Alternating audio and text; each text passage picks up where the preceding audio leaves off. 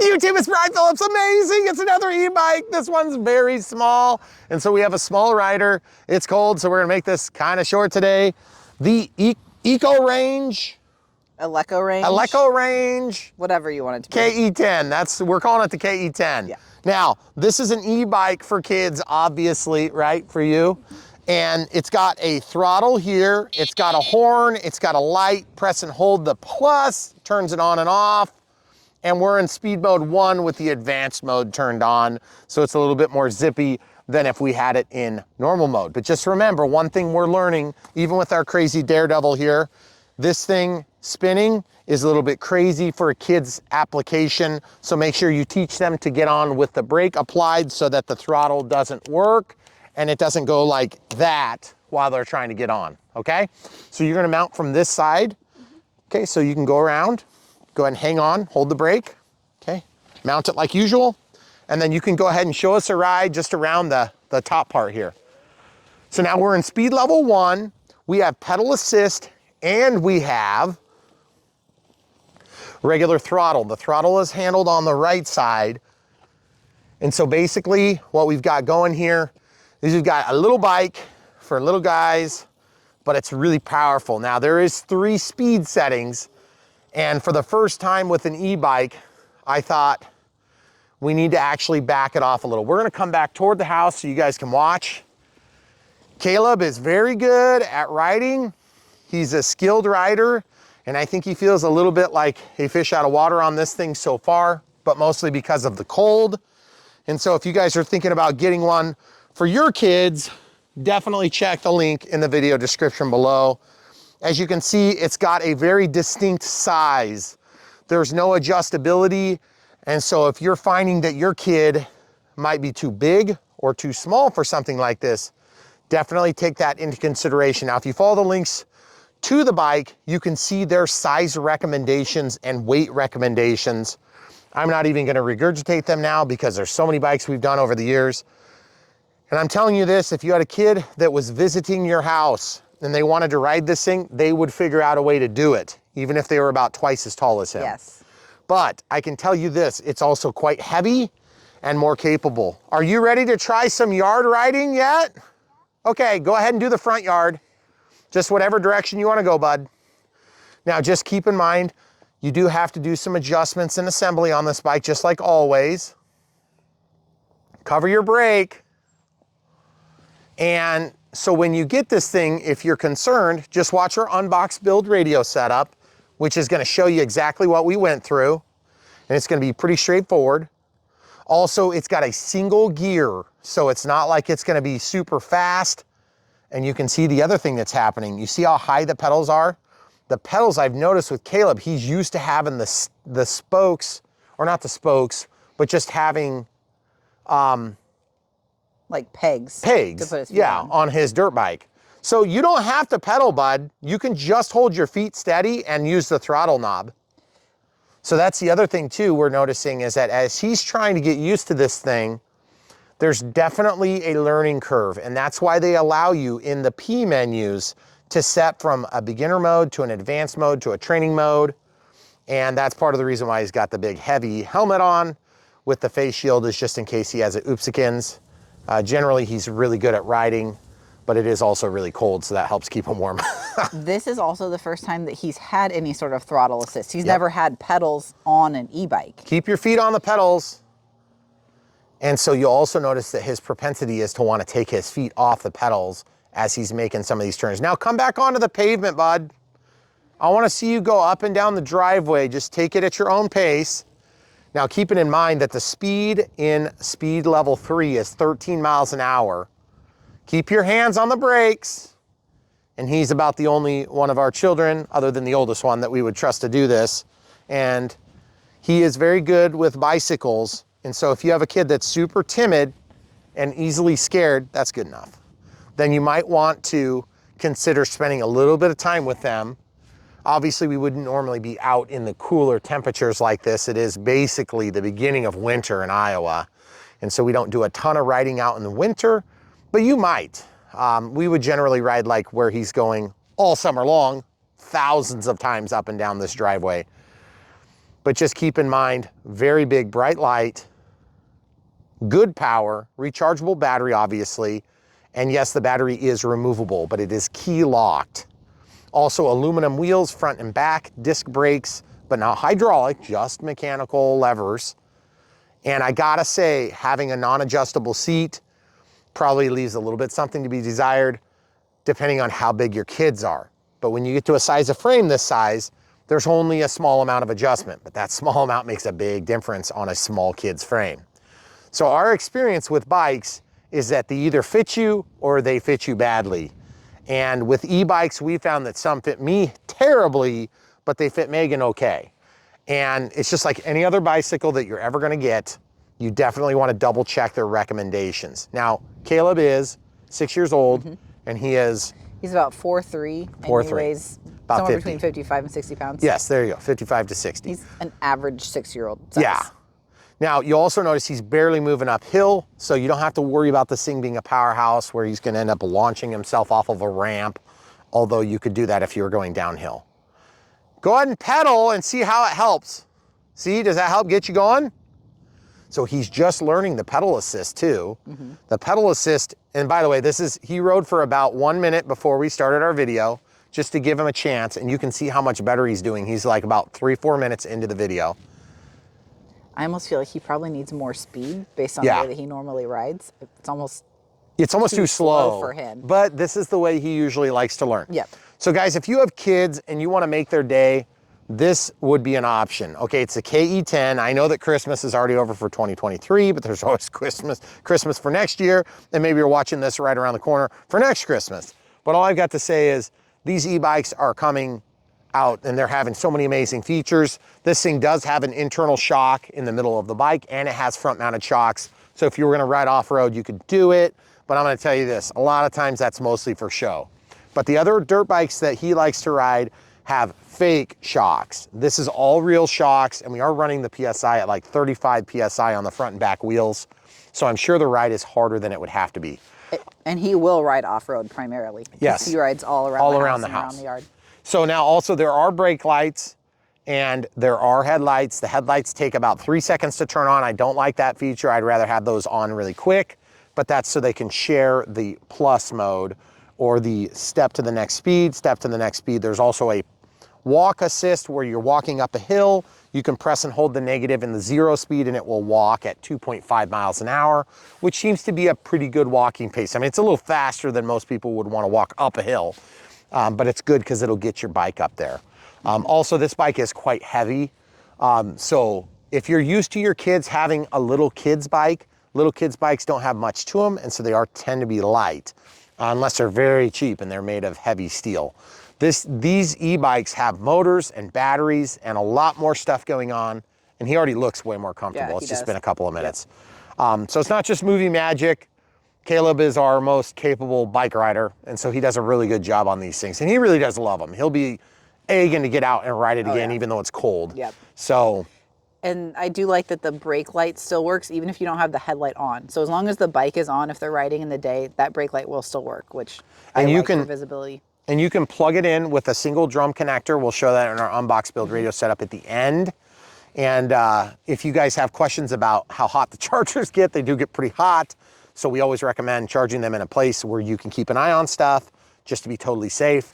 And we like to charge ours usually in the garage with the charger on a hard surface like concrete or something that's non-flammable, just in case something crazy would happen.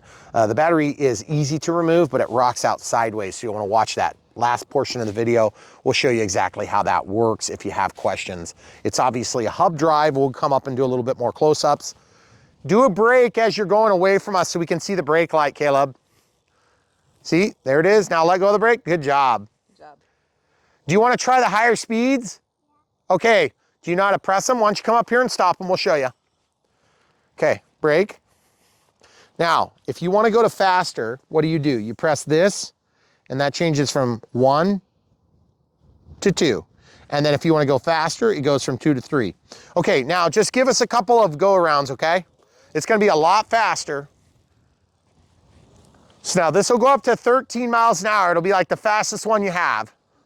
So just be really careful with your throttle and cover the brake. The biggest thing that's tough for little kids is their hands are not as big as you might imagine, and those brake handles are basically full-size brakes.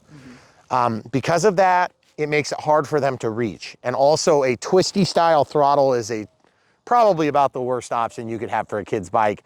I'd rather have a thumb or a trigger throttle, because when you're getting on the bike, why don't you go up and down the driveway, bud, to the road? I would rather see, okay, slow down, get under control, make sure you're safe. Do more speed on the way back, bud. The big brakes are designed for bigger hands. I think it is a youth size, but it's not small, and you have to have a big enough grip to reach out. So if you're getting onto a spinny style throttle, you can't grab the throttle when you're getting on and mount from the left to the right, or from the right to the left, because then you'll have it, okay, give it full speed now. So now you can see he's going a little bit faster. It's not like he's blazing up the driveway, but you can see he's getting up the hill just fine. And obviously he's going into the wind, and it probably like hurts right now. You can see his face is not happy about that. I think he's gonna take about a day to get totally fully used to this, and he's gonna be riding around like crazy. Let's go up by the house and take a break, okay?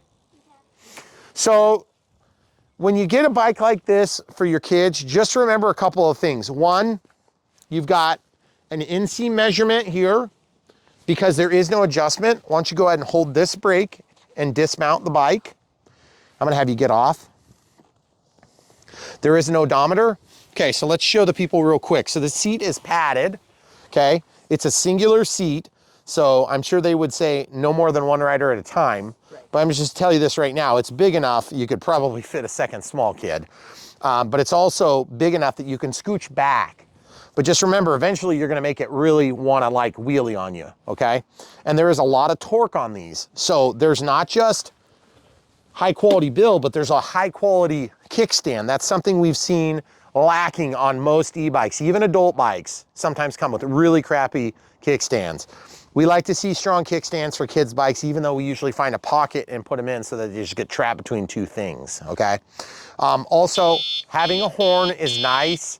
But again, Caleb is just getting used to it, so he hasn't had a chance to establish exactly where that is, and he's trying to get his wits about him. This is what I was talking about. That is basically, I believe, an adult-sized brake. That is too far out for most kids' hands, I think. His hand is all the way stretched out when he's trying to reach. So what he's trying to do is he's trying to wrap his hand like this, and then he's having trouble getting torque. So make sure you adjust your brake so that the brake engages earlier rather than later. I did have some adjustments there. And also these will spin out of the box, both these and the throttle assembly. So make sure you torque those, make sure you torque these, make sure you torque these. You have to spin that around. We'll show you all that in the unboxed build radio setup. And then obviously there is a light on top. When you press this, you can see there's 3 lights that turn on. I don't know if they can see. Can they see? Because I can see, okay? And then over here, there's a USB-A plug, so you can't charge your phone. And then this is your charging port down here. Okay, so make sure that that gets closed so you don't get water in there. Now, as with other e-bikes, you want to be kind of critical about going through water and stuff like that, but they seal these things up pretty decent, and they do work pretty good.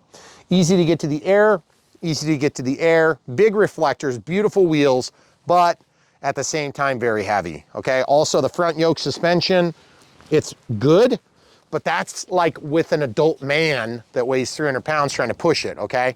So with a kid, you're gonna have to hit something pretty hard for that to do much of anything, okay?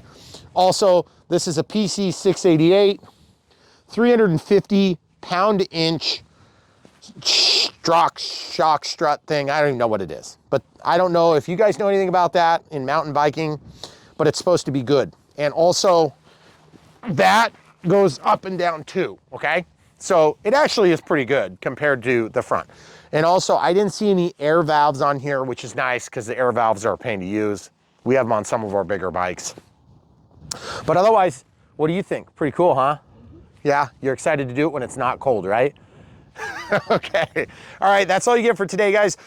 Brian Phillips on YouTube, right here on Brian Phillips RC, and Caleb, our youngest son, who's also the craziest one, and the camera crew, thank you for watching and being part of this exciting experience we have. We're sorry it's so late in the season, And we try not to bait you with things that you can't get right now or it would be inefficient to get right now. But the truth is everybody is, you know, seeing this all over the country. It's not cold everywhere. It's not terrible everywhere like it is in Iowa. Just here. Yeah, just here. So, or north of here. So we really appreciate you guys sticking in there and thanks for doing our video for us. These are super fun. E-bikes are a real blast. I know you guys always give us trouble about it, but the truth is just because you love e-bikes doesn't mean, just because you're into RC doesn't mean you can't be into e-bikes too. They are super fun and we have really enjoyed our experience with them. And there is a huge range from terrible to great. And we're gonna try to help you guys sort through. And as usual on Brian Phillips RC, we tell you the whole truth, nothing but the truth, so help us God. We don't really have some huge, deep relationship with one particular bike company. And so when we bring these things to you, it's all about you. It's not about that company. Even though we want them to succeed, since they want to work with us, that's great. And you will help to support us financially by contribution from them if you buy one through our links. So please do that. But at the end of the day, you know, if you think maybe this isn't a good fit, we understand there's always going to be something else that maybe fits a little better. And that's where Brian Phillips RC is going to come in handy. There's coupon codes. There's also ride-on equipment as one of the types. And you can look through and see all the different ride-on equipment we've done in the past to help you guys make a good decision. And we've got some different bases for you to compare for size comparisons and things like that. Also, I got to say, this is one of the best built kids items that we've done to date. Hands down, it's got to be the nicest, heaviest duty, biggest motors. Everything just feels like they really did a nice job on it, but it's also heavy, okay? And it's also got the twist throttle. So that's gonna be something that your kids have to get used to. And it's not like an overwhelming thing. It's not like it's gonna torque so fast, it's gonna, you know, like burn out on the ground, okay? So just keep that in mind. It's not a 300 watt or so, not a 750 watt motor like what we're using in our big bikes. So, but we're definitely honored to be affiliated with all these different companies that make these cool things. We want to help you guys make good decisions because everything online is the best, fastest, cheapest, whatever. That's a bunch of BS. That's why you're watching a review on Brian Phillips RC. If you want to see more like this, just stay tuned. We'll do the unbox next.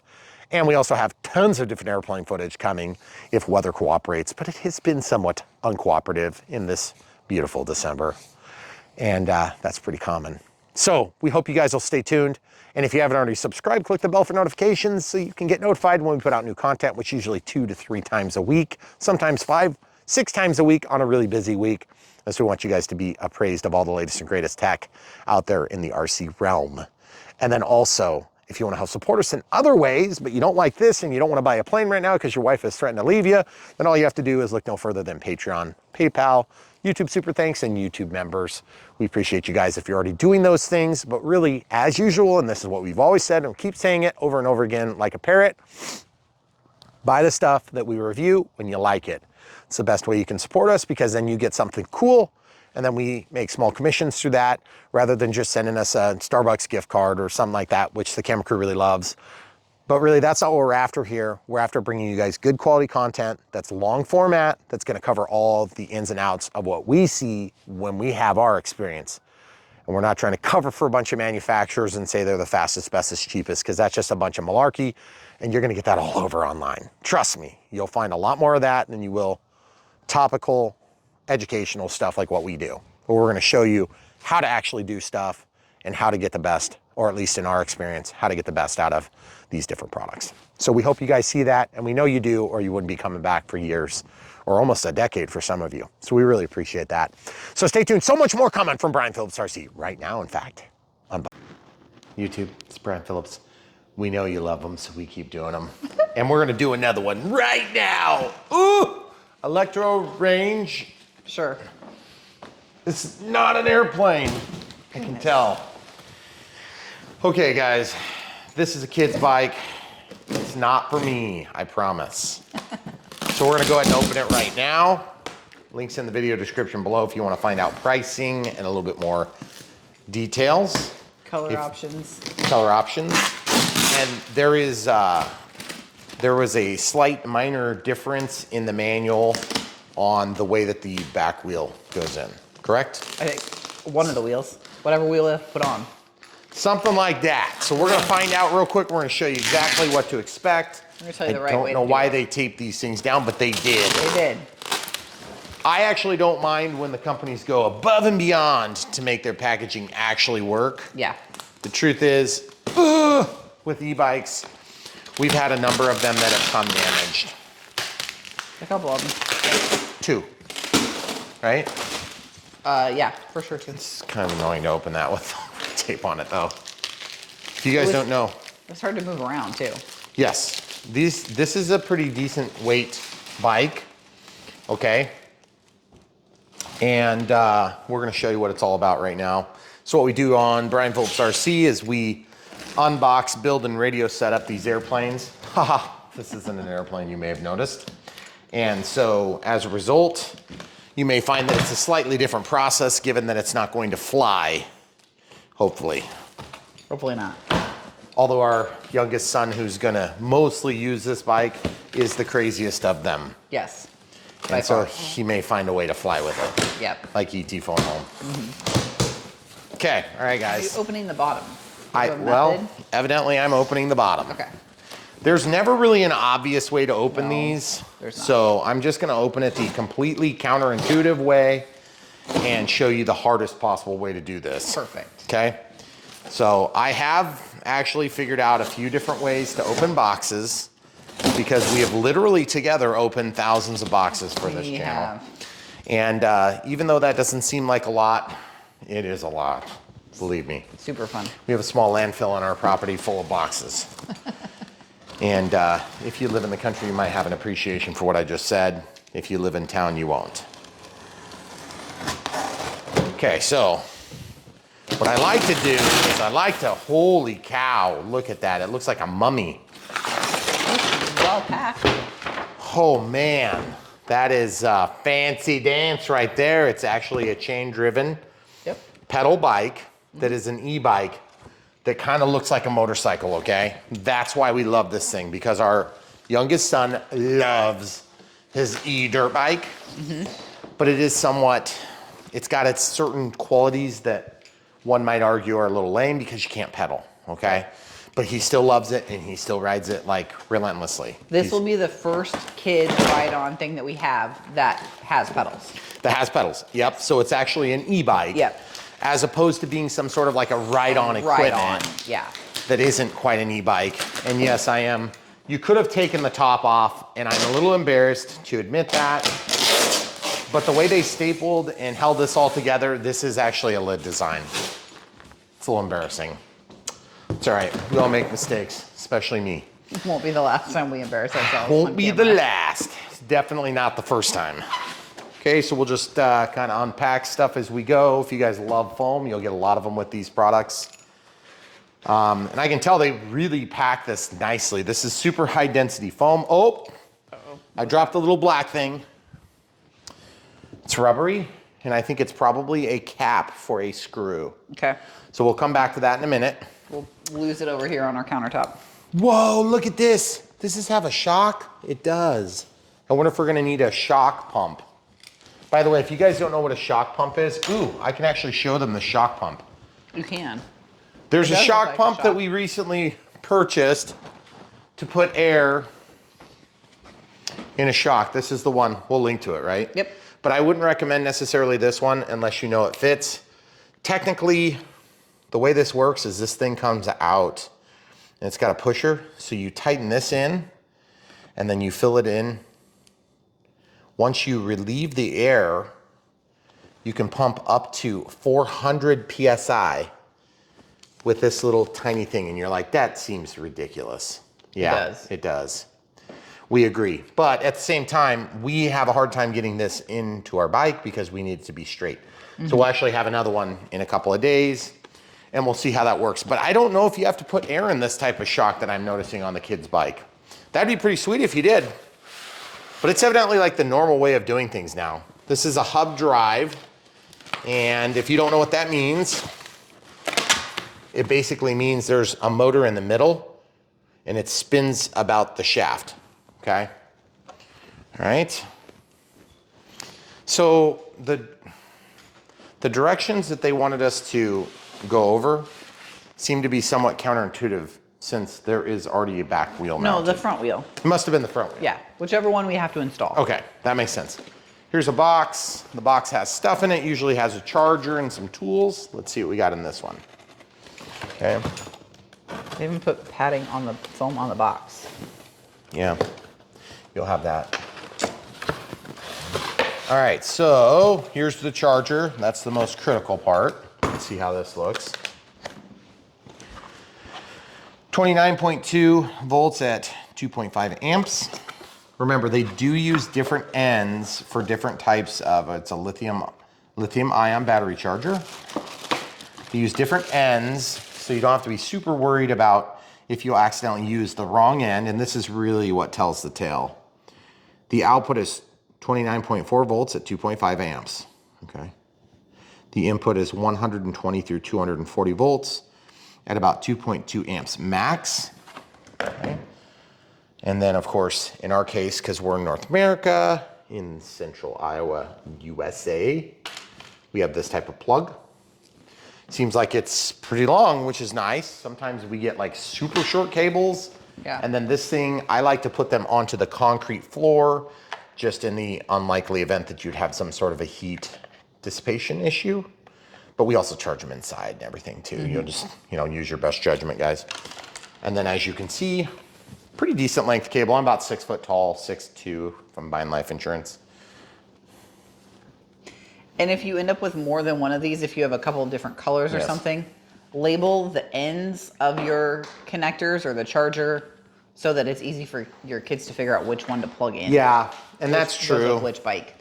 But the key is you may have multiple chargers and they're likely, if they're the same voltage, to have the same types of ends. Okay. We have learned that from personal experience. It doesn't mean it's always going to be true. And then this little rubbery thing is over here too. Okay. So there's that, and then there is a little instruction manual that's super helpful. Yes, definitely read all of that. Yeah, read all that. Here, if you could just read this one here for us. Yep, it says important. Okay, all right. Glad we went over that. That was super, super critical. Oh, by the way, this does not come with a bike. If I didn't mention that, we bought that separately for a totally unrelated bike, and we may not need it for that. I think you can fill the tires with them too, but I don't know that anybody does that. It would take a long time. Okay, so that's the direction of rotation. Okay, so these spin free, and we'll be screwing those on a little bit later. Reflectors, front and back on both of them. Okay, so that's always handy. Just put this over here. We do have a method to our madness, and it doesn't seem like much of a method at this point, but it will eventually. We've got a little toolkit. They ripped my sack, unfortunately. Ouch. Hate it when that happens. Let's show the people the tools it comes with. Now, full disclosure, we have tools, lots of them. 17 and 14 millimeters, 10 and 8. This is the handle that receives the different screw tips. Okay, and then we have a couple of different hex drives. The only thing I don't like about these is it's really hard to put something on the end and create a cheater. So, just in looking at 4 different sizes of Allens, and then a Phillips and flat that can be put into this. So, I mean, really pretty cheaply made tools, but not really a huge problem either. So 8, 9, 17, 14, 15, 13, okay. So you can see there, so that's always handy. If you don't have metric tools, that's why you get a crescent wrench. Just make sure you get metric.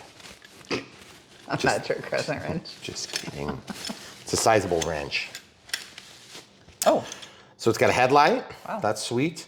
I have seen and used this type of headlight before. This creates all sorts of shadows. So my suggestion, if you get this, just break all this crap off. You're not going to want it anyway. But we'll come back to that. We'll see how it does. It's very directional in my experience. So we'll see. But it looks cool, and that's what's important. I mean, the kids aren't going to be doing a lot of dark lights. On bikes, especially for kids, are very nice. Very nice. Juice up your day? Why the heck? Okie dokie. Okay, yeah. So it's the KE10. Elecorange? Is that what that said? I don't know. Yeah. Okay, so they have manual. So there's what it's going to look like. Evidently, they have different color frames. Okay. So we'll come back to that if we need to. Now, this is the point where you're probably going to need some side cutters. They don't include side cutters. So the only tools we've used so far that we provided was a utility knife, and then now side cutters, okay? If you don't have side cutters, you might be able to use scissors. Just be careful because these things are pretty thick. These are big zip ties, okay? If you're like me, an ultra cheapskate, you can save these and use these into perpetuity. So glad. Because look, now I can use it again. Yeah. My wife loves it when I do stuff like that. So do you want me to help you cut those so I can cut them all in the wrong spot? No, I'm gonna cut them in the right spot. Should we cut zip ties and then come back? We'll cut zip ties and then come back. Okay, so two things have changed. One, we unwrapped a lot of this. I put amazing gloves on. I pulled the staples out. I just grabbed them and used the side cutters. I'll give you one example. There's a staple right there. See, watch. Grab the staple, just pull it straight through. And then you don't have to worry about scratching the frame of your bike, okay? And I also take and trim down the cardboard to make it easy since we're working on a countertop in our kitchen, okay? So we got everything unwrapped. We found a front mud guard. We found some keys that were zip tied on. Look like pretty high quality keys. There is a number here. It says 172 in our case. You can come steal ours if you want. But many times you can't get replacement keys for these things. You just be careful. There is a shock absorber, a shock absorby. It's a PC688, which is 350 inch-pounds. So I don't know what that means. I mean, I know what inch-pounds are, but I don't know what that means. Also, there's a little bit of damage here on the plastic. So we like to show that stuff because, like on this case, I'm gonna just take and pull the blade out of my knife. I'm gonna just lay it flat and just cut that little bit of mar. It's just the only plastic piece on this whole bike, probably. So I'm just cutting that. Now, the other thing you can do is you could take a lighter and you could heat that up and it would mostly disappear. It's a little disappointing to see that, but it's super, super small. And we do show those things in our unbox build radio setups on Brian Phillips RC because our audience matters more than whatever this company is from China. Okay, so you see, I wanted to show you the flipping process because sometimes it's awkward, okay? And this one is gonna be no mistake. Now, when you go to flip these, sometimes it's easier to find the zip tie that's holding the wheel on and then go ahead and clip it. So I'm just gonna lift this until I can tell which one's which. And then I'll come under here and just clip that because then I can more safely separate the wheel. This is pretty heavy assembly, okay? So inflate to 40 PSI, 275 kilopascals or 2.75 bar, okay? That's the zip tie I cut. A little bit of cardboard there. And then there's one more zip tie that's on here if you look. And then look. Now that's gonna take off this protective cover. Okay, so that helps to spread out the load that would come from the tire and wheel assembly running through a box. We have actually had several bikes that had damage because of that. Okay, so that's good. Good traction, nothing crazy, although this is a really heavy wheel, like really heavy. For a kid's bike, it seems way too heavy, but aluminum rims, and they look really dang nice. Nice reflector, easy to get at, air filling point. And then this thing, you see how it spins both sides, okay? So this will undo. And I'm gonna hold the shaft a little bit, and that'll let me undo the other nut, okay? Should be pretty easy. This nut stays on the inside up against the bearing, and same thing here, that nut stays on the inside up against this. Try not to touch the brake caliper, or not the caliper, but the disc. Disc brakes on this, which is really nice. And are they hydraulic? I think they're hydraulic. I know they're mechanical, but even still, that's pretty good for a kid's bike, guys, because kids are light. That's another thing to say right now, too. When you get e-bikes are heavier by a significant amount. So when you teach your kids how to use them, just make sure that they understand they're gonna be heavier. And so to be a little extra careful when you first start teaching them how to use them. Just so I don't damage our countertop, I'm gonna stuff that underneath, all right? And then what we'll do is we'll go ahead and set this up on the yoke, which is here. And this is just gonna keep the yoke from being damaged in transit, because this is a shock suspension. And then these things are really handy. You wanna keep those for sure. Definitely. This camera crew is really excited about that. All right, so now the handlebar, you can fold that around. You can get your first look at the display. Brakes, you're not really supposed to run those yet. And this has a throttle and a horn.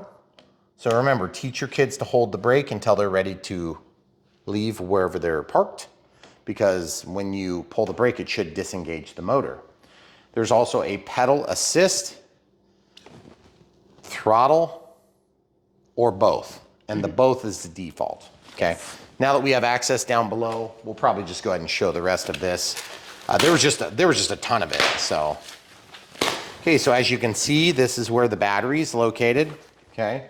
So on the top, if you show them, there is a place that you can press a button and see how much charge you have left, which is really handy. The kids have gotten really good at that sort of thing. Did you press the button for them, camera crew? I did not.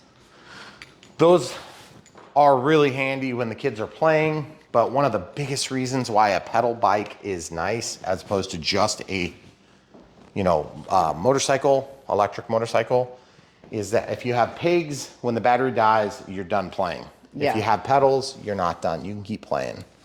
Or if you go on a family bike ride too. So as you can see, and by the way, these are made of metal. They're cast, looks like, really strong, sturdy. Kind of makes me jealous on some of the big e-bikes we have. Because sometimes you don't always get what you expect. This does seem like a really well-built machine. Again, we don't always get that. So let's pause for a second and talk about this. See this? There's 4 screws, then there's a pivot point, and then there's a bunch of space fillers here. Mm-hmm. Okay, so I think what we're gonna have to do is we're gonna have to probably rotate that around. So I have to loosen this and then that. And this will pivot around, and then this will receive the handlebars, okay? So in order to do this, I would rather do it while it's down flat, because it's gonna be just easier to do. So I'll just slide that down a little bit. So what I'm gonna do is I'm gonna grab one of the hex tools. I'll just guess, it looks like it's probably this middle one, okay? Yes, it is. And if you can't break that free, I'll show you a way to cheat and do it to get additional leverage. Okay, so I'll just break that free. Doesn't probably need to be super loose, but it needs to be looser than I already did. These steps can be somewhat awkward. Welcome to building e-bikes. Mm-hmm. There's gonna be some awkward steps, just plan on it. See, there we go, spin it around. See how this is gonna be square? You don't have to torque that down yet, but you can if you want. I'm gonna grab this slightly smaller hex key, loosen this, and then loosen this. And I'm gonna warn you, I have crashed and scraped up myself a little bit because I did not tighten these tight enough on my own bikes. Fortunately, it was a test run, and I would suggest that you double, triple check the tightness of these. I think I actually made fun of myself for not using a Newton meter or a torque wrench to make sure that they were tightened. I do have a torque wrench in this size class, but I use it for PPG stuff. PPG is infinitely more deadly than this, just so you know. If you don't know. Infinitely. PPG stands for powered paragliding, where you put a fan on your back and you intentionally fly into the air with a parachute like a crazy person. Yes. It's not a parachute though, it's a wing that looks a lot like a parachute to the layman. Mm-hmm. Like me. Okay, so now that we have that loose, we'll be ready to receive the part. So I'm gonna try to tip it up and see if I can rest it here onto the cardboard. Okay. That's my next move. Camera crew's just gonna spot me on the handlebars. Okay, it's not an overly heavy device, but you do wanna be able to set it up like that, okay? Can we put the kickstand down? No. Okay. It would go too far right now. Okay, so you see how this goes? That's obviously wrong.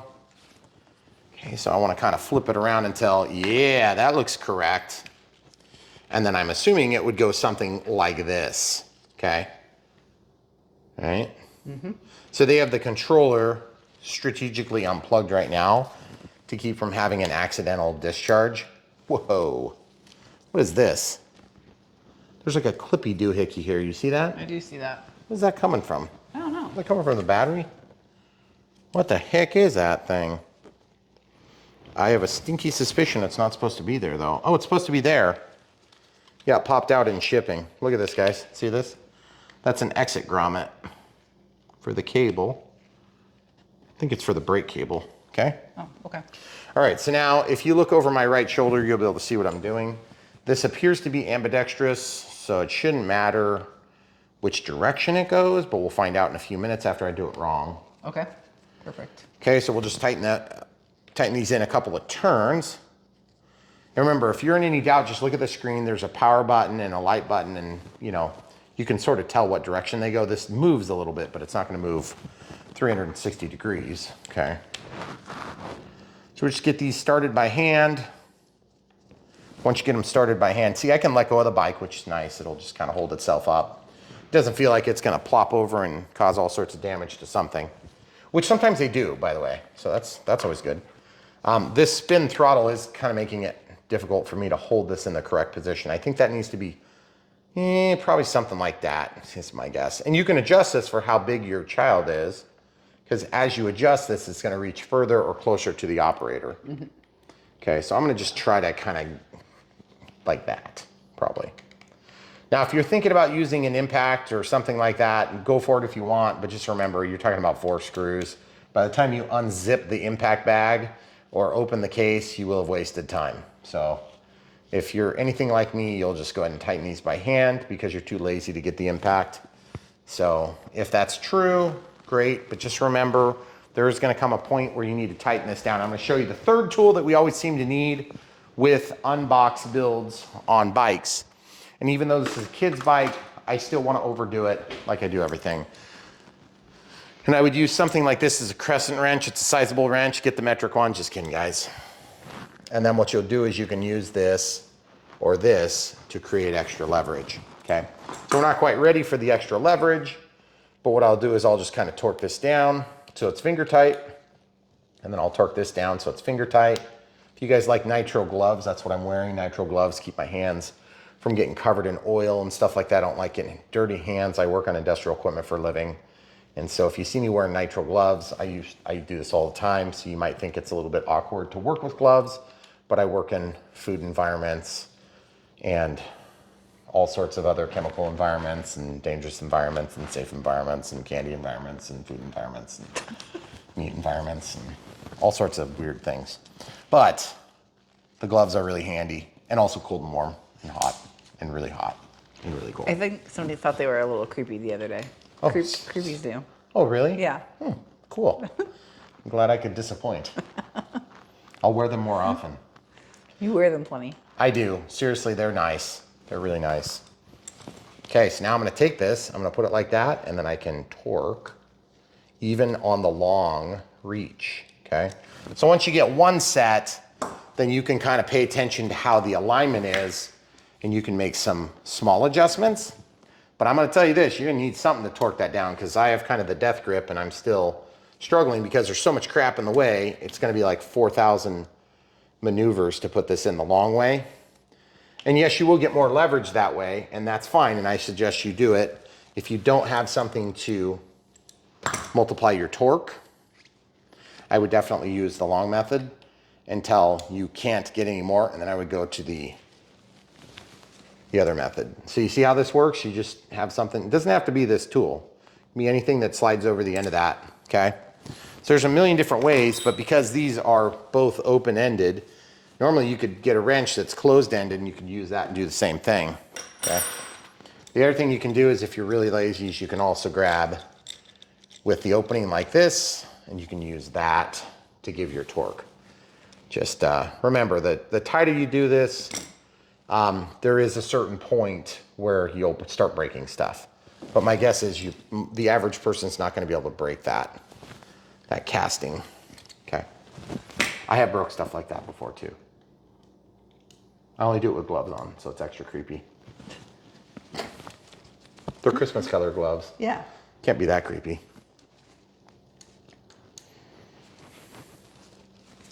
Okay, so we'll torque it down like this. You guys see I'm still getting turns, so as long as you're getting turns without working too hard, you probably need to go more. Yes, if you use a torque wrench, they might even give a torque spec, but I don't want to give you guys safety advice. You hear that noise? Mm-hmm. That sounded a little poppy, like something broke, but it might have been the I cardboard. think it's just the cardboard. I had a piece of cardboard under the tractor like that the other day. Yeah. And I drove over it and it scared the crap out of me. I thought, oh man, I broke something for sure. I'm like, I've only backed out 3 inches and there it goes. Because I was putting diesel in it and I put that on the ground so I didn't spill all over myself. Yeah. Yeah, worked out great. Okay, so now torque. And then I'm gonna just try to torque them to somewhat of an even point. So I'm measuring how far I'm throwing. Yeah, that's about right. If you don't know how to use a torque wrench, you can just get a torque wrench and read the instructions. They're kind of weird sometimes. Oh yeah, that one's really tight already. I'm just going to kind of a common spot. I can feel about what the weight of it is. Oh yeah, that's super tight. Okay guys, now that should get that to where it's secured. You're probably gonna have to play with it once the kid gets on there and kind of get adjustments made as necessary. But in terms of the next assembly move, probably would be better to put the wheel on, but I'm gonna go ahead and take this stuff off now so we can kind of get a quick look. And we need to not forget to torque these back down. Right? Yes, that's true. But that's not gonna make them fall off as easy because that's just gonna not let you steer, which is also convenient if you're a kid. Not steering. Don't have enough skills to, yeah, make up for it. That was a hilarious joke, folks, in case you're wondering. That looks pretty awesome, actually. Yeah. I'm super happy with this bike. This is really cool. Yeah. Okay, now the reason I didn't tighten that is, camera crew, is because it's really hard to make an alignment until you've got this all squared away. Okay. So what am I gonna do? I'm gonna square out my cardboard. So I've got a line on the edge and all these different corrugation marks are gonna give me an alignment point, and I can line up all these things that are square. Now I can push down kind of hard and then I can align this really easy. Once it's aligned to where it's close to what I want or what I think it needs to be, then I'll come in here and just torque this down just a little bit more. On both sides, there's one there and there's one here. Once that's tight, then I'll come in here and use the long end to start tightening it. And I'm gonna do a little bit on each side until I feel like it can't, whoops, totally went the wrong way. What the heck was I thinking? So righty tighty, lefty loosey. I was dyslexic as a kid.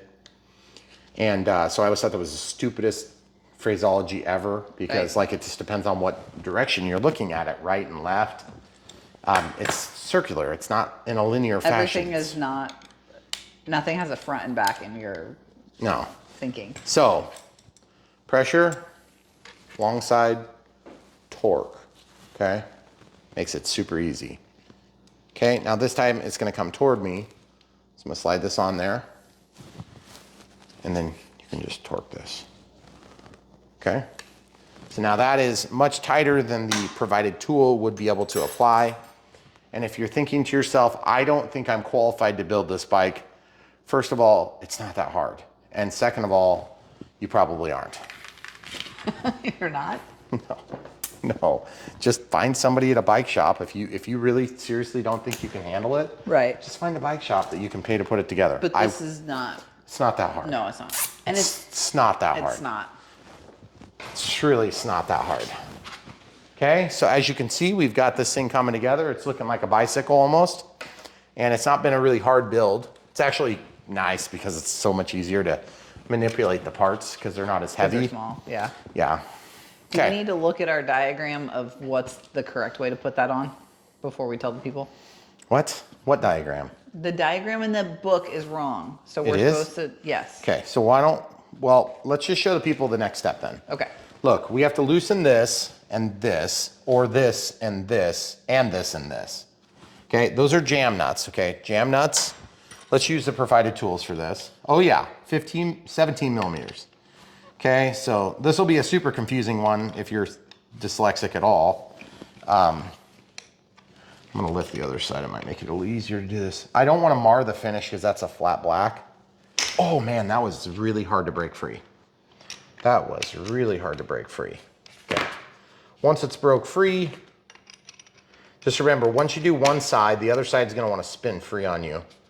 And the camera crew will normally, hopefully your camera crew will be helping you hold parts instead of watching you struggle and pointing and laughing. That 17 doesn't actually work. I think it's 15. Ha! Did I really? Wait, hold on. Are they different on the inside and the outside? I don't think so. I think I was just wrong. It is 17. Okay. Is it 17? Does that look right? There's a lot of slop on that. But there's no 16, right? Is there? 15, 13, 17, 14. Well, I guess it's 17. Okay. It's probably standard. Wouldn't that be hilarious if the Chinese sent a metric kit and it's like a standard bolt? I would just chuckle all the way to the tool drawer. Whatever. I would complain endlessly off camera. Yes. Can't believe they didn't send me a 16. Okay, you guys see what I'm doing here? I am cheating already. I'm using the crescent wrench. Or this is not a crescent wrench, by the way, because it's not Crescent branded. This is a sizable wrench. Yeah. Crescent is a brand name, just in case you guys were wondering. Okay. But that's what everybody calls them, in case you were wondering. Do you want me to hold this one? No, Okay. I'm just like literally tipping it up so I can get in there. Okay. This does work a lot easier. Holy cow. Okay, once that's loose, now remember, this is just to keep this yoke from getting collapsed. Like when somebody kicks your box on the way out of the UPS or FedEx truck, or when they throw it overhandedly to the shipping dock. Ooh. What? It's a pretty heavy box to throw overhand. Listen, you never know what goes on at these shipping companies unless you work there like I do all the time. No, that's true. And then you do know. And you literally watch them break buckets for excavators that weigh 5,000 pounds. Yeah. Yes, true story. Okay, so nuts all over the place. Okay, that's free. You could build something with that. Great. We're definitely gonna keep this. Yep, I know. Okay, so now the next thing is you have to start thinking about where the caliper is gonna go. And then you have to start thinking about, is this really hard? Like, what do the instructions say they're so confusing? I don't know. This is gonna 100% go like that. I have absolutely zero doubts in my mind. Maybe it's because we built like 400 of these things. Right. We have not built 400, guys. If you're brand new to Brad Phillips RC, we have done less than 400. I thought they just said you only had to take off the nut. But you only take out the outside nut that looks like that. Okay. I think they have a special name for that. Nut? No. Not a nut? The kind with the integral lock washer, or instead of a lock washer, they have this. That ribbing on there? Yeah, and gosh, I'm drawing a blank. I was just talking to somebody about it the other day. They use them on conveyors all the time. Now listen, guys, you have a forward brake and you have a back brake, okay? That's the forward, this is the back. If I hold the brake, okay, I can rock this up vertical, okay? You may not be building this on top of your counter. You may be building it on a table. You may be building it on the ground. But I'm just gonna show you right now, it's not that hard to do this because this is light. I'm just gonna lift it. I'm gonna set this over the top, give them a close up, show them from over my right shoulder down. See this? I'm lining this up between the calipers and then I'm just setting that down. It's that easy. Okay, now I can grab the brake, the back brake, and it works, and I can grab the front brake and it works, okay? Pretty fancy, right? So now that we have that, we can make sure that this is more or less aligned. Then this thing goes in here like that. And then this thing goes on after, okay? And then what I'm gonna do is I'm just gonna keep holding whatever I can hang on to. I'm gonna put this thing on here, right there.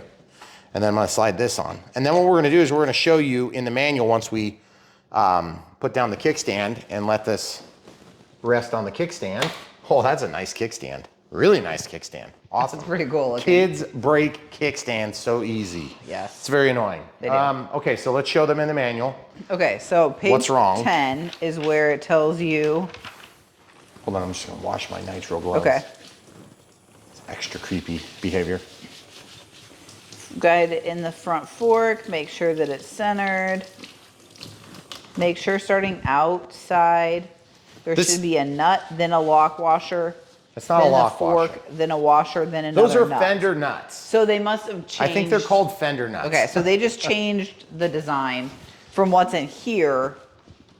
Front wheel, nut. You don't have a washer in there. Don't worry about the washer. Okay. That's all you need to know, guys. Just give them a close-up. A super close-up of how perfectly built this is. Okay. Right now, they have the washer that does exist. I'm gonna use one of my Allen tools to show you this, guys, okay? So, see this washer right here I'm pointing at? That washer is up against a bearing, okay? Then there's a nut, and then there's this thing, okay? Is that what they showed in the picture? It's a little bit different, but this is the right. See, this has two. See how there's two, and this side has one. Now, why do you suppose they did that, guys? So that the caliper and the disc line up, okay? See how it's rubbing? That's not good. You don't want it to rub, okay? So, oh yeah, it's rubbing. So what that means is it needs to come over this way.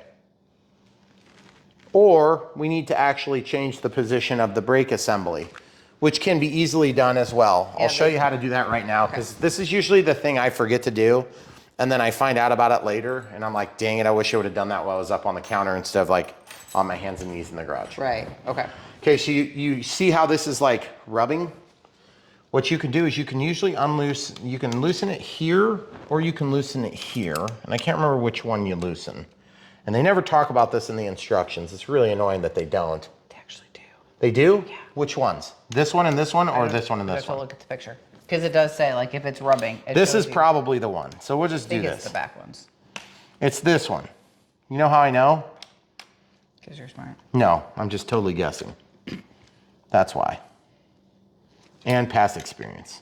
Okay, so once I loosen this, it should allow this to slop back and forth. Whoa. Oh, yeah. See how it slops back and forth? Now pay attention. The kickstand's down. You guys see the kickstand down? Yep. Now watch what I can do. I can rest this on the kickstand. Actually, I'm gonna have the camera crew put one hand up here on the seat and pull the seat toward her. Nope, push down as you're doing it so that it bounces off of the front wheel. Okay, stop, you're not doing it. What I'm trying to do, and it doesn't always work on every bike, is I'm trying to lift the weight off of the front wheel like this, and it might be a little bit more than you can handle. Okay. But the idea is if you do that, then I can spin this, show them the brake. Okay, see what I'm doing there? I'm just spinning this. So now I can manipulate the position of this caliper so as to get everything lined up, okay? If that makes sense, all we're trying to do is get alignment so that it's not touching. Make sense? So sometimes I will grab the brake hard, and that actually pulls the brake so that the brake pads rest against the caliper, and then I do this. But we can't actually technically do that until we torque everything down. Oh, okay. So we have the brake caliper loose. Now I'm gonna torque down the wheel, the assembly, okay? Now you'll notice I'm torquing this and you're thinking to yourself, but you're gonna have to hold something on the other side. Let's use the provided tools, make sure it works. There's 15, there's 13. Oh, here comes Amazon. Here's 15. Okay, 15 over here. 14 over here, okay? So you see how I'm having to turn them opposite directions. That 15 does not work. Okay, so I'll just use this side then. And then I'm gonna try to use this side and see if I can torque this side down. Yep. It's spinning the whole assembly, you see that? So in this case, again, I have to go back to having the crescent wrench involved. If you're building this and you don't have a crescent wrench, folks, it's time to get a crescent wrench. Hey, are you paying attention to the bike moving? Yeah. Okay, so that's torqued down really tight. All right, now that that's torqued down really tight, now I can do that same test again, and the same test is gonna tell us if our brake is gonna be free, okay? Spin the wheel. See how it's still hitting? So this top part moves in and out. Okay, spin it again. Spin it. Okay, stop, stop. No, don't stop the wheel, just, stop spin spinning it and then stop touching it. Okay. I am moving it until I see the gap go away. So now what I'm gonna do is I'm gonna tighten this screw right here so it's most of the way tight. Now spin it again. It'd be nice if I could hold this easier.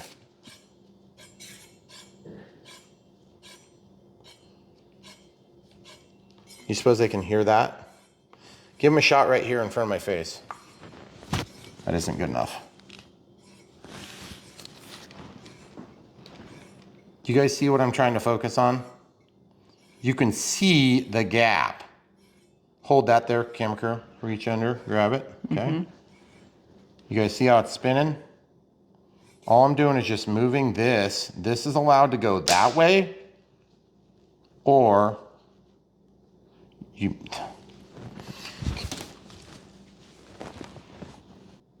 Okay, so we're gonna try this a little bit better. This is a tough thing to film. See how it's braking? This moves left or right now that it's loose, but I have it somewhat tightened. See how it rubs really hard now? Okay, we're trying to get the angle. It's just a really tight spot because we're right next to the A-frame. You guys see that? That's what we're adjusting. So as we adjust that, we want to get it to where it doesn't touch at all when the brake is neutral, okay? If you get real mixed up, just brake. And it should self-center to a certain extent. Okay. All right, we're gonna fight this and we're gonna come back in just a second and we'll show you that it's clear. Okay, so this is the relatively awkward position I'm in. I'm resting on the kickstand and the back wheel and I'm pressing down with my right elbow. And I'm holding this with my right hand. So if it seems herky-jerky, our apologies. Come around now, camera crew. You also notice, if you listen carefully, there's no more noise. So I want you to film right this spot. Try to mitigate how much your arm is in my way, okay? It's awkward, guys. The camera is a cell phone, and so we have to get it into a spot that's very tight. You guys see how that's spinning free and it's not touching? You don't hear now I just got to tighten this. Hear that noise? That's how easy it comes out of adjustment. And the frame of the bike is fighting us while we do this too, in case you're wondering. You guys hear that noise?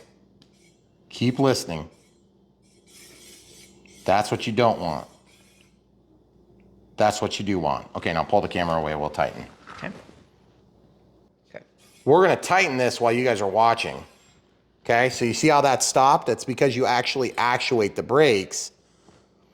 When you tighten the back one, it wants to walk the brake mechanism up. Okay? Thank you. You hear it rubbing now again? So I'm gonna have to probably start by actuating this one or tightening this one first. Then I'll re-loosen this one and see if I can get a little bit better. Okay. And by the way, you can actually brake by pulling on that while you're doing your test, as opposed to holding the handle, okay? But right now, it needs to go in just a hair, okay? It's just a challenging adjustment, guys, especially if you're not used to doing bike adjustments. And there's just a lot of stuff.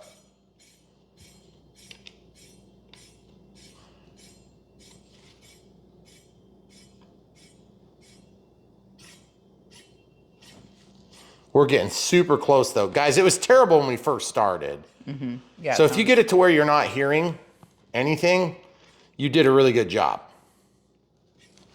And this is kind of a one and done thing. You set it, and then maybe if you put new brake pads on later.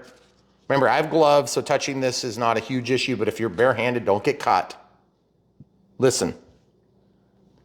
Listen. Brake. Okay? All right, great. So that was a little bit more intense than I thought it was going to be, and it was a lot harder than it was going to be to film. But if you're not filming it, it shouldn't be that big a deal.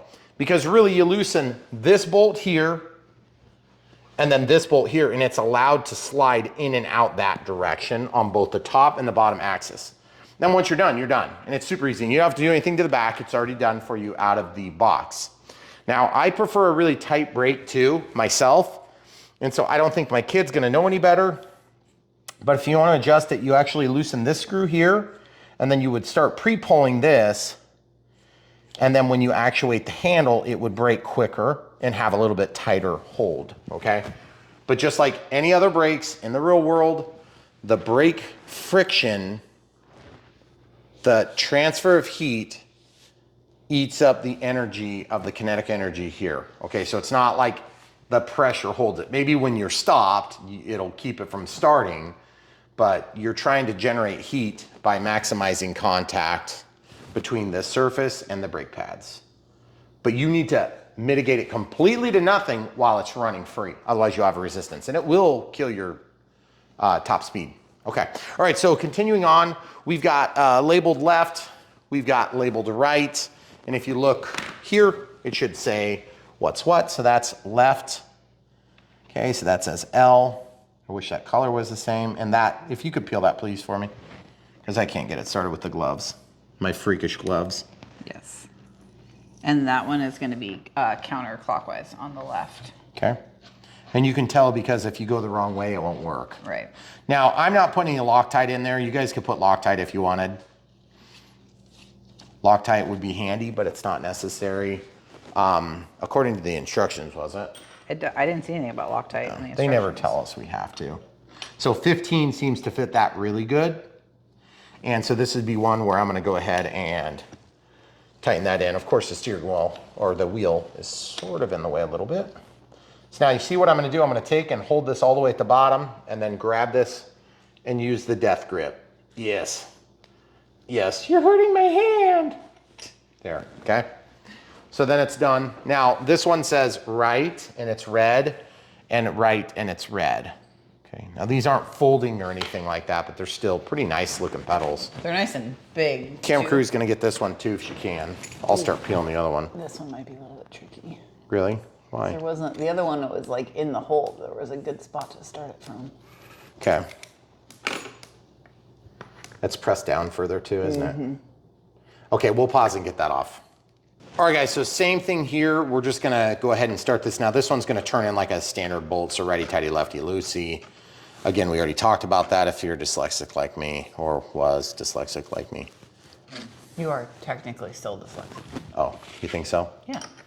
You don't, you just know how to cope with it. Oh, I don't know when that happened. Also, this is a single gear bike if you didn't already notice that.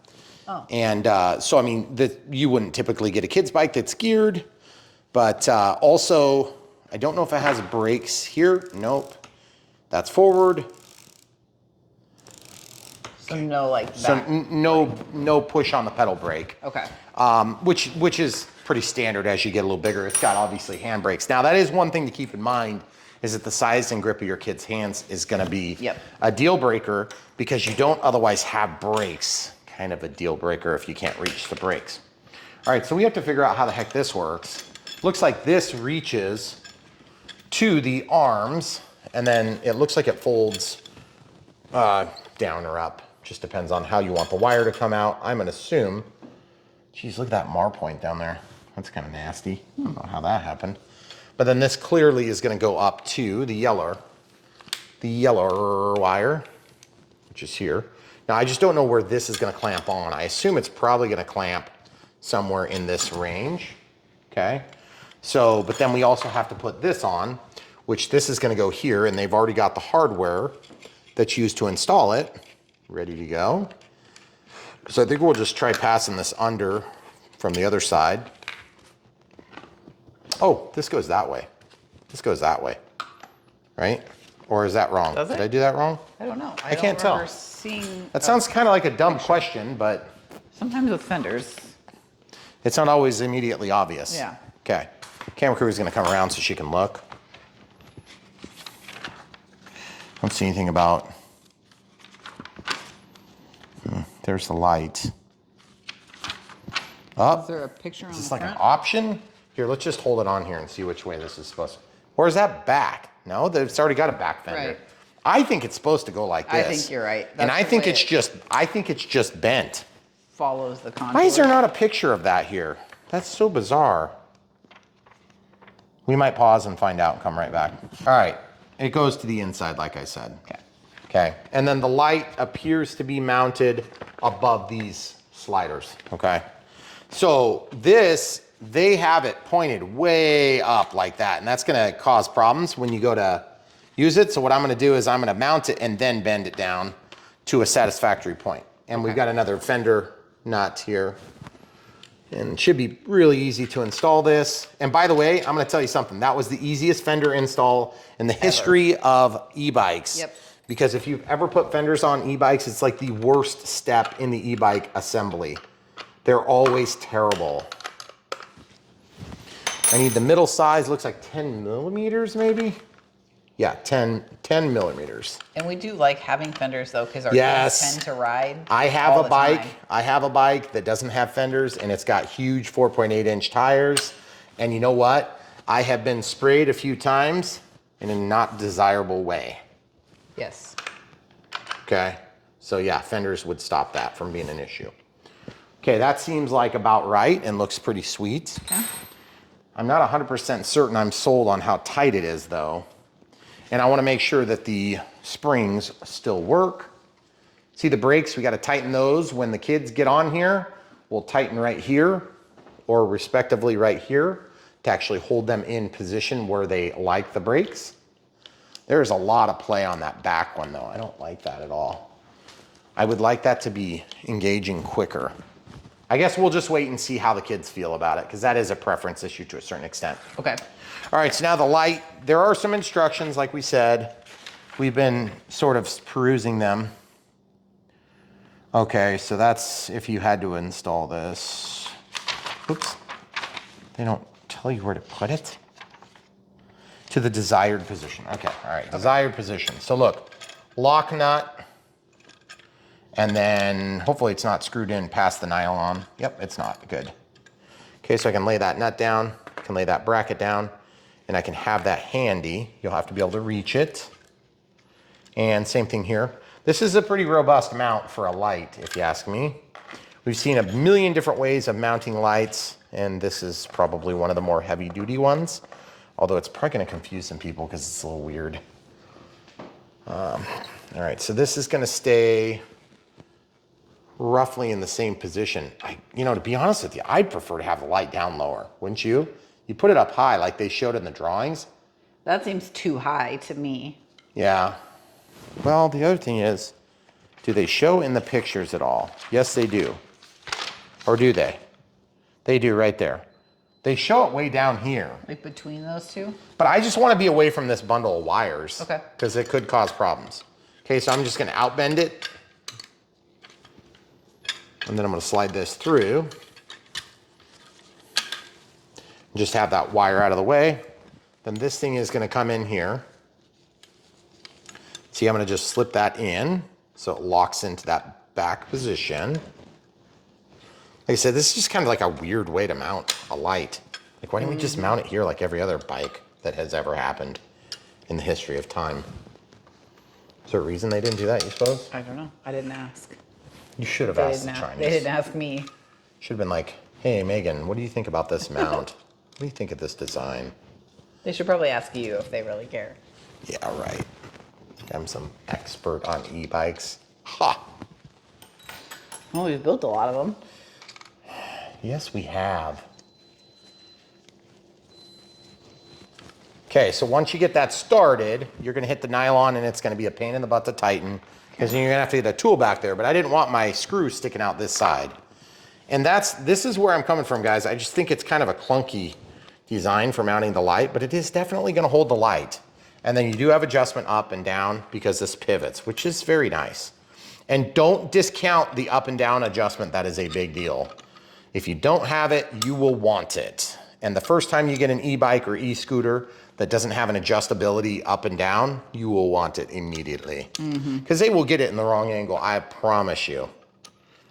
They always do. Well, and if you're just riding around your neighborhood or something, you might want the light for visibility, just So your kids so you can be seen, seen, not so you can see necessarily. But out here, we Okay, kinda- look, it's keyed.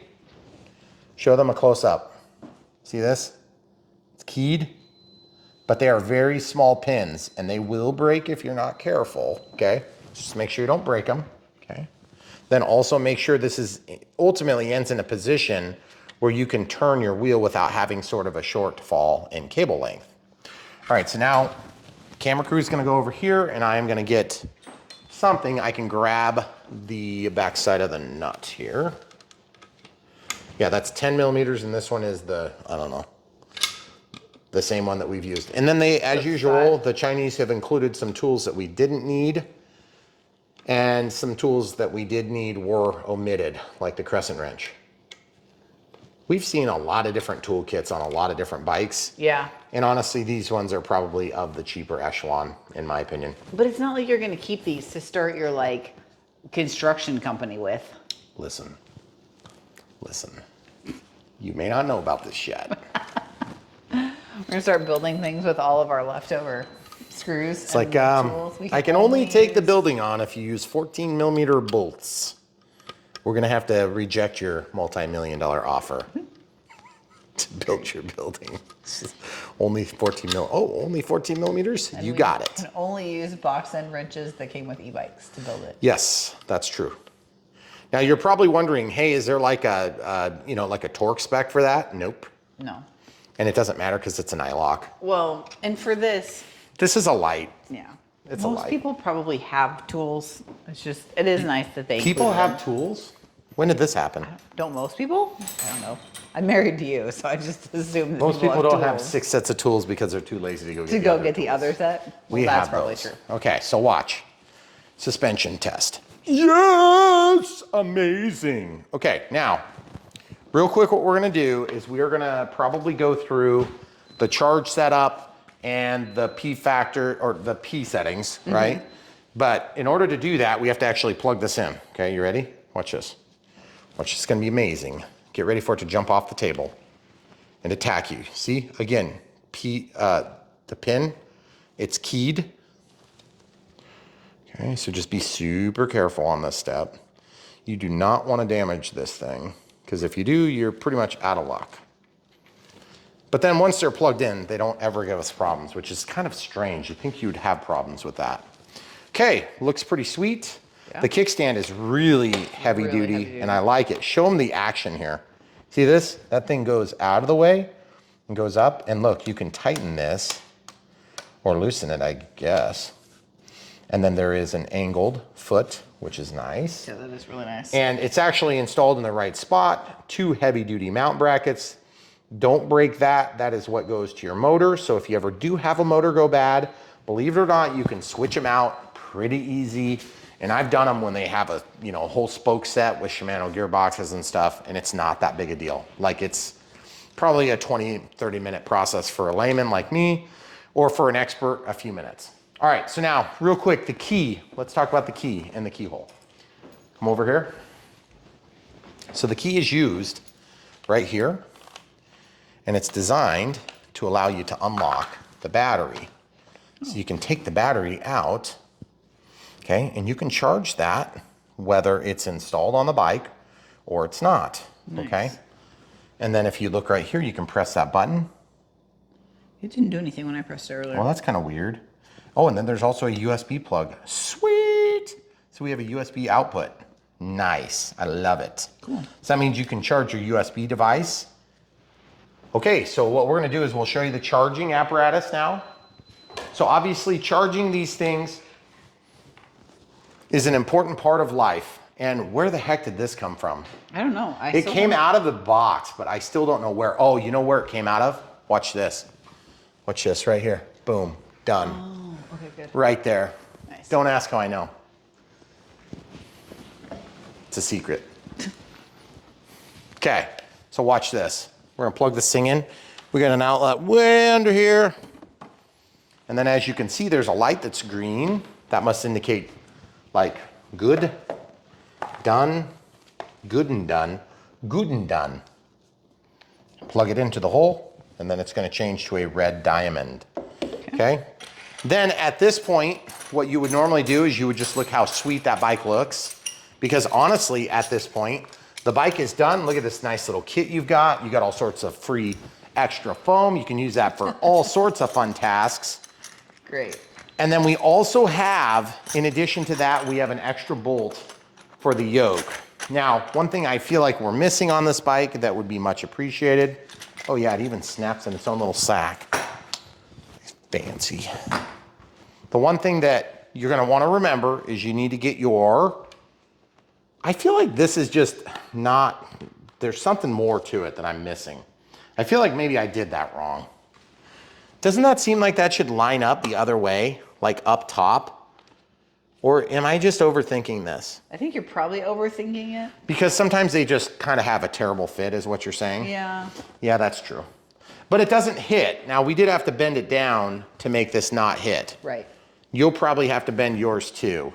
And once you bend it so it clears, then you're fine. Well, I guess it's fine. So also the keys, I would leave it unlocked, but let's see how that works. I'm gonna unplug this, close that, press the button. So you can see a little flicker. So I don't know if our battery is totally dead or what, but we are gonna probably have to charge that for a little bit before we can come back. So we'll do a little cleanup and come right back in a few minutes. All right, so we're back charging. The batteries are done on the Elecorange KE10 here. We came back next day, had some family stuff going on. Charger does get pretty hot when you're charging. Keep it on a surface that's gonna help dissipate heat. If something goes horribly wrong, make sure it's not gonna catch something on fire, okay? We always do that with all of our equipment. I like to do it in the garage, not next to all of the gas tanks, okay? So real quick, you cannot leave this unlocked. I think that was one of the comments I was making toward the end of our clip. So once you have it in, you have to lock it. Otherwise it will fall off potentially. So you don't want that. And I just want to show you, once you've unlocked it, it's pretty easy to take off, but it's just kind of a different system. It pulls towards you like this. And then as you pull it out, you're breaking contact with the pins. So when you go to put it back on, it rocks into position. So I like to seat this little point here onto this little cup here, okay? So you can kind of spin it until it falls in and then just rock it. It's very like unusual feeling. I would never trust that with my kids unlocked, okay? It's gonna fall off. If you insist on leaving it unlocked, you're gonna have to secure it some other way, and then I still wouldn't do it. Now, the other thing we didn't test is we didn't test the USB port, so we're gonna actually pause and we'll show you whether or not that works. Okay, USB-A to USB-C in my case. This was not provided with a bike. I just had it lying around, of course. And then I have my camera app open so you can see me on there. And I'm just gonna plug this in, USB-A end, and then listen. So it is going into a charge sequence. Now, whether or not that's gonna be enough to get out of a difficult situation, I have no idea. This is a pretty big battery, okay? So I assume it's gonna charge your cell phone, okay? Now that being said, my objective is not necessarily to charge my cell phone, but you could get creative and do some fun things with that. But every time you go to take this battery off, which I'll show you one more time, unlock, it just spins. It's actually quite an easy process. We have found some to be somewhat counterintuitive. You press the button, the first one's red, then it goes to green, then it goes to green. So you can tell what's going on. Also down here, that's the charging port again. It's got a nice grommet, rubbery, nice soft feel. It doesn't feel like it's gonna fail after 3 or 4 times pulling it in and out. And that's the other thing too, if you were using this on a consistent daily basis, screwing around with it, you're probably gonna wear that rubber grommet out, so be careful. Remember, lay this little part. Oh, by the way, if you want the specs on the battery, it's right here. Okay, so 10 amp hours, 252 watt hours, and then the nominal voltage is 25.2. Discharge current 15 amps, okay? So that's a 1.5 C pack. If you guys don't know what I'm talking about, watch my channel a little longer and you'll start figuring out some of that stuff. So you drop it in and then roll it in. First time you do it, you're gonna be like, how the heck did you do that? Because it's kind of weird. I sat here for like 5 minutes trying to figure it out, which is embarrassing because I work with stuff. It doesn't look like it's totally, in all the way. It's totally counterintuitive feeling. I can just tell you that. Okay, now also, full disclosure, off camera, I did turn this on once up on top of the counter to make sure all my controls were mounted. You do have to somewhat tighten the throttle, okay? The brakes, okay? So I tighten them with a screw. I just had my son sit on it and then just kind of hold and say, is this a good angle? Do you feel pretty comfortable with that? And then if you don't, the throttle will slip on you, meaning that it'll work, but it'll kind of like fall around when you go all the way full torque on it, okay? But you can grab it from any position you want to start. It's just if it spins around on you, then your horn button will disappear. Now, to turn this thing on, you press and hold the power button for a few seconds, and it comes on. And then to actually turn on your light, that's the other feature most people are gonna want. It's the top button. I'm just gonna press and hold this for 1, 2, 3, and it's on, okay? Now, the light does turn off and there is a backlight on the screen. As you can see, there's a plus and a minus, okay? Here's the minus, all the way to 0. Now press and hold, and it walks. Now, if you'll see the wheels running, it's running slow. Also, there's a tail light. Camera crew, if you wanna show them real quick. Tail light, of course, you'll see this in the video. Brakes, pretty sweet. That's really nice. Brakes and brakes. Remember, it's not just about seeing, it's about being seen by others, especially with the kids' bike. Now look up on the wall, you see that light? That is our light. And yes, you see how there's lines here? Here's the first thing you're gonna do when you get this bike. Is you're gonna be like, this grill is the stupidest thing I've ever seen in my life. I've seen it on now 2 e-bikes. That blocks your light. You might as well just break it out right now, and because you're not gonna need it anyway. However, I would take a Dremel tool and cut here, and here, and here, and here, and then it'll be a nice clean break.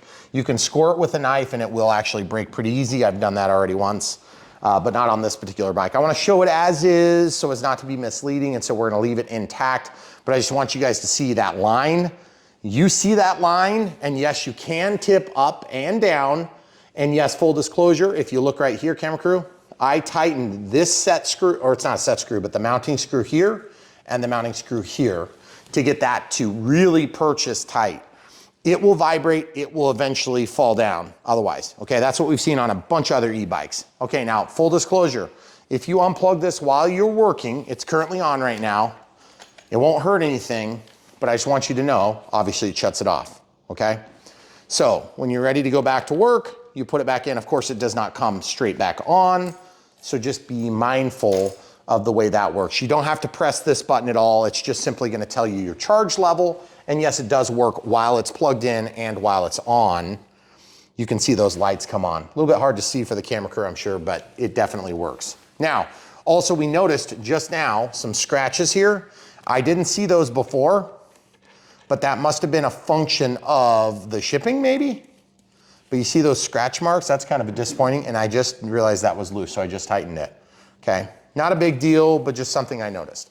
Now also this, I intentionally left that somewhat loose because sometimes the night light on the backlight is distracting to the eye when it's very dark. And so this way, you can turn that away from your face, but you can still get to it really easy and quick with your hands, okay?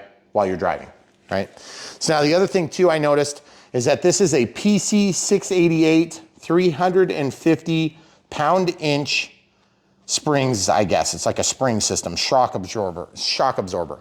And so that's pretty cool. And I just wanted to point out also that the brakes don't work when it's off. The horn doesn't work when it's off. And in order to have it on so that those things work, you have to power it on. Once it's on, then you get a horn. And then it's one of the slowest features for turning the light on that I've ever seen in the history of e-bikes. Okay, so I'm gonna pull the throttle, speed 1. Okay, brakes. So mothers, don't worry. They're not gonna like get on this and go 100 miles an hour. It's just not gonna happen. That's speed level 1.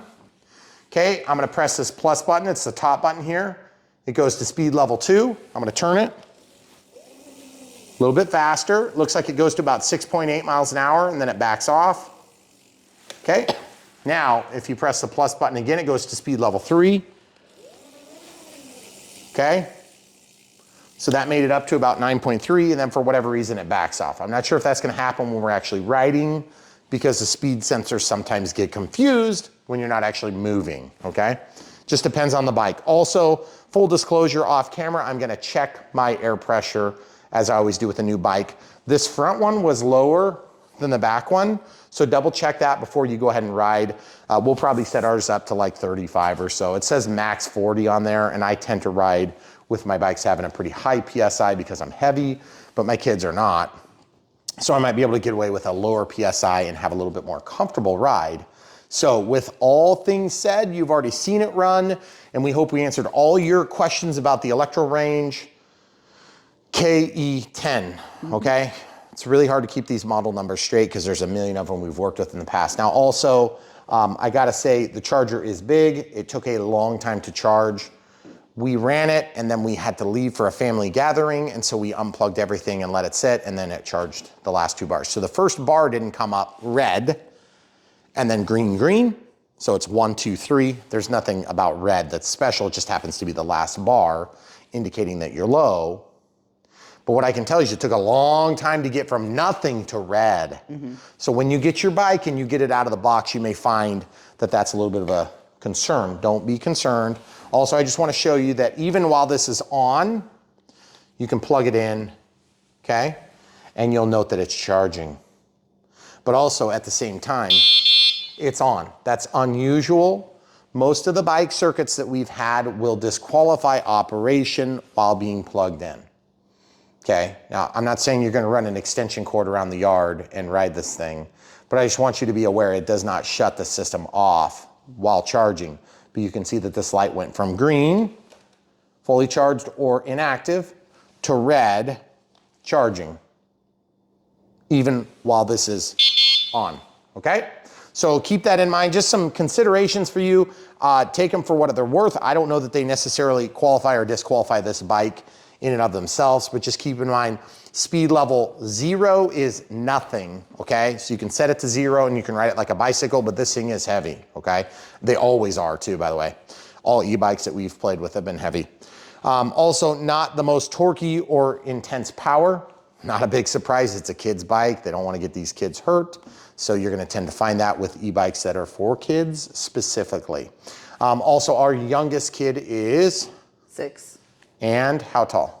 He's about 4'3". Yep. And do we have the inseam measurement handy from? I don't. We could check while We can we're check outside. again. And I think he weighs about 57, 60 so pounds, he's, something like that. he's light. So He's a pretty average He's a pretty 6-year-old. average 6-year-old kid. Now that being said, you'll want to pay attention because the seat sits high and there is no adjustment. That's true. Okay. Also, the kickstand takes a little bit to close. Most kids are going to be able to handle it, but that is a heavy kickstand. So just some things to consider as you're making a decision about this bike for your needs. Also, the brakes do work, notwithstanding the running lamps being on or the actual power for the lights being on. Now there's also some P modes that you can get into, and we're gonna show you that next. This is something you don't obviously wanna teach your kids because you can go in there and change settings that could put them into a dangerous condition. We're not really concerned about our kids knowing these things because we work with a lot of different e-bikes, but we're gonna show you that next. We'll pause and come right back. Okay, so while we were looking through the manual, Megan and I remembered it's a good idea. Hang on to these manuals just in case you need them. Don't forget you do get that little toolkit, but there's nowhere to store it on the bike that we could find. And obviously super valuable tools like, I'm just kidding. Yeah, I like that stuff though. But don't lose your keys, seriously. We're not probably gonna take this battery off very often, but that is the one thing that would be like really easy to steal. But to be honest with you, if you're gonna steal a battery on a bike like this, wouldn't you just steal the whole bike? I don't know. Yeah. So, all right, so the display operations, powering on and off, blah, blah, blah. So this is how you do this.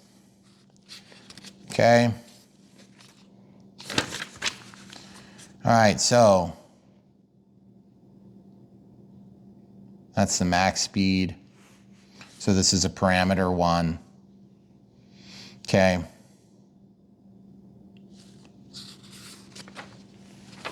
We're just showing you the manual. Changing the power modes, okay? The bike is equipped with 3 power modes. Looks like 13 miles an hour max. Okay. So we're just gonna show you that. If you wanna read about it, you can here, or you can check out the entire manual by following.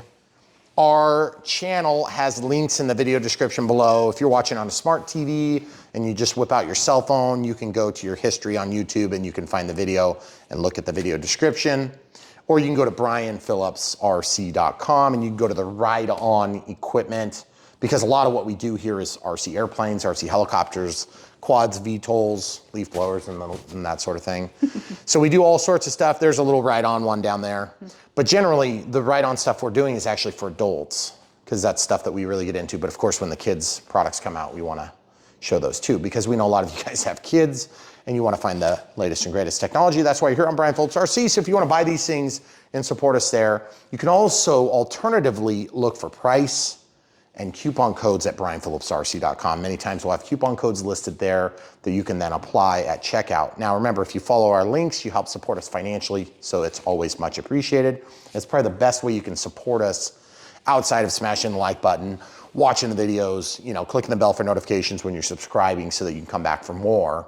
But really, if you want to support us financially, that's the best way to do it. Just buy these things when you find one you like. If you don't like this one, or if you don't have kids or whatever, obviously you're not going to buy it, but maybe you buy one for the neighbor kid or whatever, and then your neighbors think you're a weirdo. So if you want to be a weirdo, follow Brian Phillips RC at brianphillipsrc.com.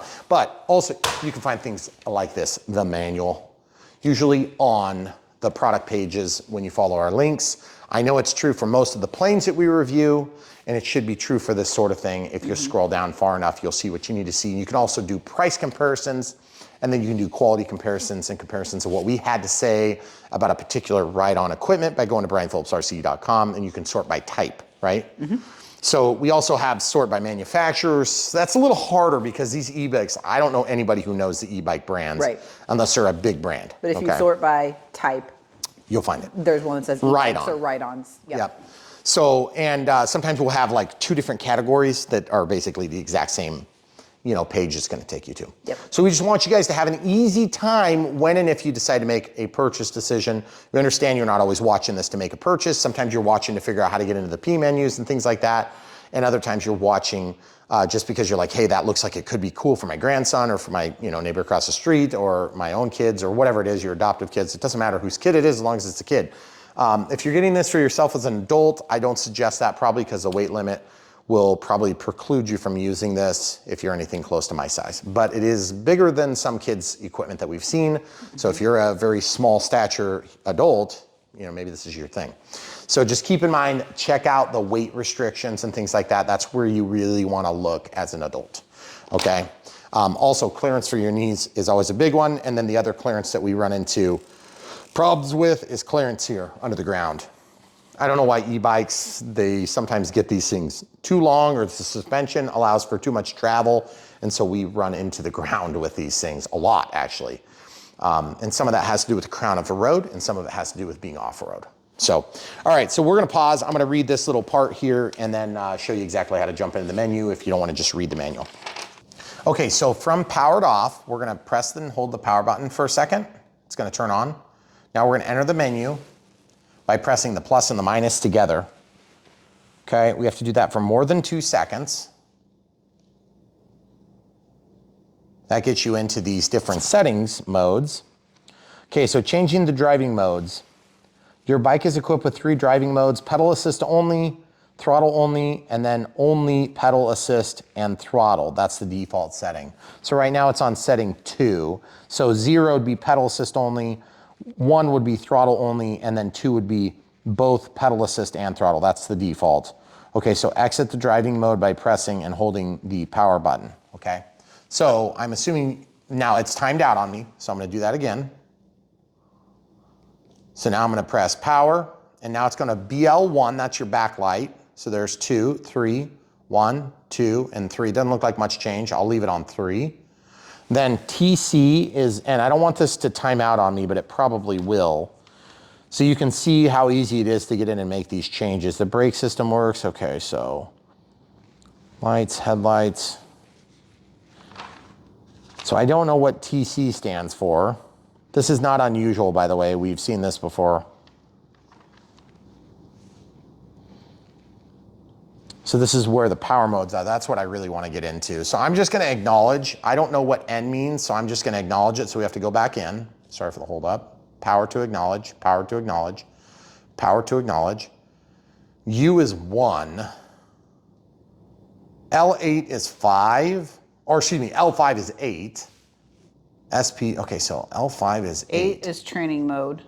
Okay. 12 is standard, and 21 is advanced. So 21 is advanced. Okay, Yeah. good. All right, so that's really what I care about. Now I'm just gonna wait. I believe you can press and hold power to exit. Now the reason that there is a training mode is for people that have younger kids that they wanna protect from having it too fast. Our son has driven around on these e-bikes quite a bit for a couple of years now. So he's getting really comfortable with them. And so we're not really concerned about putting it into that higher mode. But what I wanna do is, now that it doesn't seem to be timing out, I'm not sure if it just took longer than I expected. Okay, now it's timed out. Also, you can see there's an odometer, and as you press this button, it changes the speed modes, okay? And then this takes you down, okay? But just remember, in 0, I'm gonna lean this up. When you press and hold that button, it's gonna walk with you. Can you come back over and show the screen? So that's like an assistant to help you walk up a hill. See how it's got a foot? Now you let go and it stops. Now if you press 1, then I'm gonna give throttle. It's gonna take you to 6.6. I'm gonna press plus. Should increase a little bit more. You see how it didn't back off now? So now it's gone to 10, and then you press 1 more, and it should go to the full 12 something, okay? 13, okay? And then there is no more. So I'm gonna brake, and that's how you do that. Now, if you're anything like me, you're probably gonna wanna set that to the highest speed, but you have to make the decision based on what your kids can tolerate, and for safety reasons, of course. Now, that setting that you set in the menu will stay set, even after a power cycle. Apologies for the interruption. So basically, when you're setting these things, everything stays backed up. So if I were to pull the battery right now and totally cut power, it's gonna keep that setting, but it won't stay on setting 3 for speed 3. You'll have to set it to speed 3 each time you get onto the bike. And even if you're in that advanced mode, they still have a 1, 2, and 3. Yes. So you can have it. Like if you have a younger kid that's using it and then you want the older kids to get on it, they can go up to speed 3, Right. okay? So it's not hard to change the modes. So the kids are gonna be able to figure it out. And that is the precipice for having the lower, like more training mode, okay? Is it's not gonna allow you to overspeed, even though it still allows for those 3 break points, okay? All right, that's all you get for now. Now you know how to speed it up, you know how to build it, you know how to get the front on without having problems, you know how to adjust the brakes, which is kind of that's probably the hardest thing on there, and it was just awkward because we were trying to film it. And then obviously don't forget to get pressure on your tires. Don't forget to tighten all the different components that will slide on the handlebars, and you should be set. Your kids are gonna love this thing. You know, there's a million different e-bikes out there, guys. All I'm gonna say is we do these things for informational purposes only. I don't want you to think like we think this is the best thing we've ever seen, because it is good, but we've seen a lot of different e-bikes, and I think this thing is extremely well built. It's built like an adult bike, which is very unusual. There is a trade-off with that, and that is it's heavy, okay? So remember, like if you get an e-bike, don't think they're just be riding around with pedals all the time, because they're a lot heavier, okay? So if you've never had an e-bike and you never experienced what an e-bike is like, it's really fun, and it makes you feel like Superman, which is super fun. So just make sure you don't put it in the wrong hands at the wrong time without the wrong instruction, if you know what I mean. Because the kids can do crazy things that they wouldn't be able to do without help. So, but it's super fun. So, and it's not like a dirt bike. It's not gonna go like 100 miles an hour. They're gonna be jumping across roads and stuff like that, unless they're really, really special kids. So anyway, let's just look at mine. All right, that's all you get for today. Thanks so much for watching Brian Phillips RC. We know you guys are probably here for the e-bike, and you're like, I didn't even know you did RC stuff. Well, don't worry. There's only thousands more videos where this came from. And I would say, what are we up to, like 40 or 50 videos on e-bikes and ride-on equipment. So we've done a lot more than we expected we would when we started doing them. Yeah. But at the end of the day, our mainstay is fixed wing aircraft, mostly airplanes. We do helicopters, we do VTOLs, like vertical takeoff and landing quads and things like this. But really my heart is mostly in scale fixed wing is what we do the most of here. And we really love doing it, and we help you guys get set so you can get the box, you can open it up, and you can learn exactly every step to get in the air. And we try to give you guys at least some training wheels to get going with. Because at the end of the day, it can be a challenging hobby, and if you don't have anybody to guide you, you might be a little bit lost.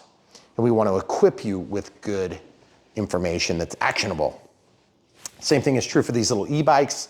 We understand everybody's got a different situation. Maybe this thing is way too expensive for you. Maybe it's too cheap for you. We don't know where you fall in that spectrum, but we do want to make sure that you have a source you can go to and find out what's available.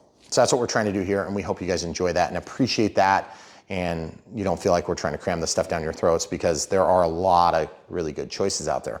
But we do think that this might be a good choice for you, and if it meets your fancy, check it out in the links of the video description below and buy one. You'll help support me, the camera crew, and our 4 kids. We have a family of 6 here, and we do love doing this stuff for you guys on YouTube. So we appreciate you watching. Don't forget to smash the like button, if for nothing else, for my kids that had to put up with making these videos for you. We really do appreciate you being here and all the different amazing things that have happened since we started this like 9 years ago. So we appreciate you being here, and there's so much more coming from Brian Phillips RC. Stay tuned.